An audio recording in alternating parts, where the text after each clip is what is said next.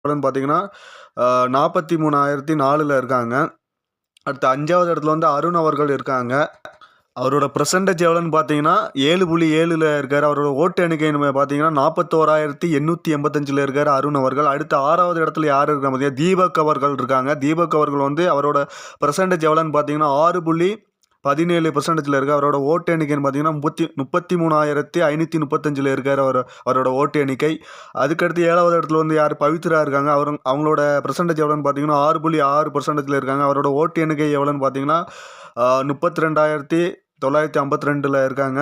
அதுக்கடுத்து 8வது இடத்துல யாரும் மஞ்சரி இருக்காங்க. அவங்களோட பெர்சன்டேஜ் எவ்வளோன்னு பார்த்தீங்கன்னா 5.69%ல் இருக்காங்க. அவங்களோட ஓட்டு எண்ணிக்கை வந்து 3,093ல் இருக்காங்க. அடுத்து வந்து யாருன்னு பார்த்தீங்கன்னா ராயன் இருக்கார். அவங்களோட ஓட்டு விழுக்காடு வந்து பார்த்தீங்கன்னா 5.49%ல் இருக்கார். அவரோட ஓட்டு எண்ணிக்கை எவ்வளோன்னு பார்த்தீங்கன்னா 29